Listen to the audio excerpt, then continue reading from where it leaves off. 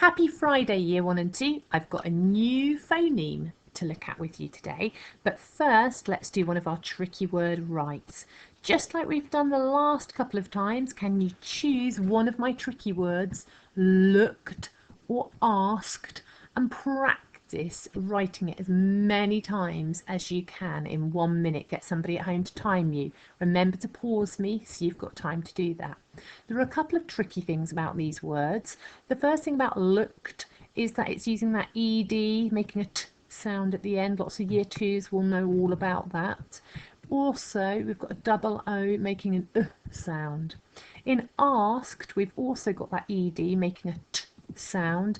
But if you say asked the way that I do, you've got a letter A making a long R sound. Some of you might say asked, and in which case it's not such a tricky word for you. Practice which one you would like to.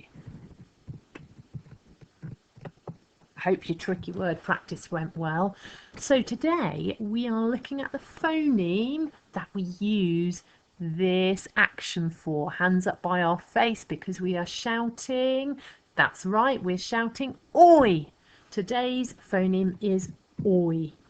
I'm going to just let you take a moment to think of the graphemes you know that we can use for that oi sound. Can you write them down? Maybe you can write them on your hand, maybe you can write them on some paper. Let's see if you are right. Here are two graphemes that make the oi sound. In fact, the two main graphemes for that sound. Letters O and I working as a digraph to make the oi sound, and the letters O and Y working as a digraph to make that oi sound. Those are the two ways that we know to spell the oi sound. There are lots of pictures here for you now to take a closer look at. Can you see which of them include the oi phoneme? Have a good look.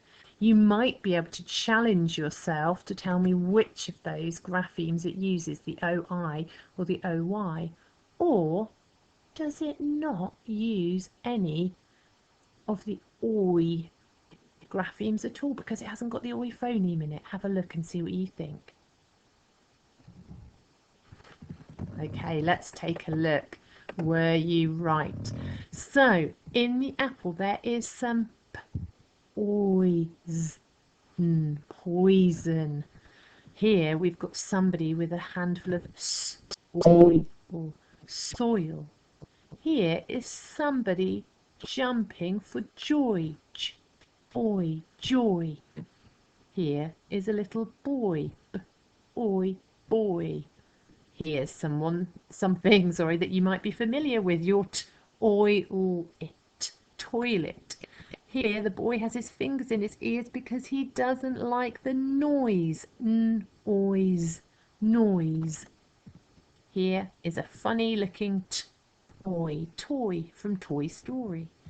And here is a Canadian coin. Coin. Well done if you notice that all of today's pictures have got the oi sound in them. Now I haven't written down the spellings for you because I want you to come back later on and see if you could tell me how I might actually write the words to go with these pictures, and I'm going to help you out a bit first.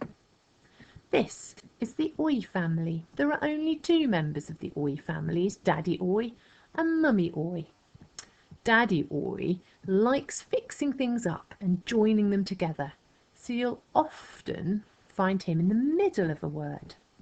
Mummy Oi likes to have the last say, and she usually belongs at the end of a word. Okay, so Daddy Oi is normally in the middle of a word, and Mummy Oi is usually at the end of a word.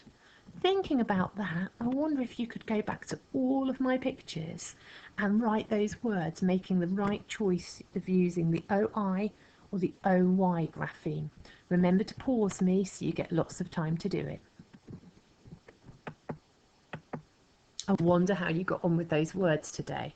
And I wonder now if you could try and complete some of my words for me. So, boil. I want to boil the kettle. What would I use, an OY or an OI? Think about it. Is that oi sound at the end or in the middle? B, oi, boil. Let's see. Can I reveal it? Is my magic ink going to work today? You were completely right if you decided it was the O-I that we need because the oi sound is in the middle. Okay, next word. Enjoy. Enjoy. Which grapheme should I use to complete enjoy? Enjoy. Well done. If you noticed, it's the O and the Y because the oi sound is at the end. Spoil. Don't spoil your appetite before dinner. Spoil. Spoil. Well done. O-I. Annoy. Don't let your sister annoy you. Oi. Well done.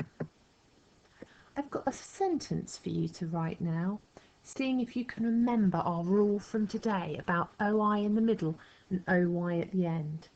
The sentence I'd like you to write, and remember you can pause me for extra time, is Joy put foil on her toy. Joy put foil on her toy. Let's see. Well done if you got the same as me. Now I'm hoping that you've been doing lots of looking for those k words that we were talking about this week, but some of you, if you would like an extra challenge, might like to add some oi words to your collection. See which oi words you can come across in your reading books. Have a lovely weekend and I look forward to talking to you next week again. Bye bye.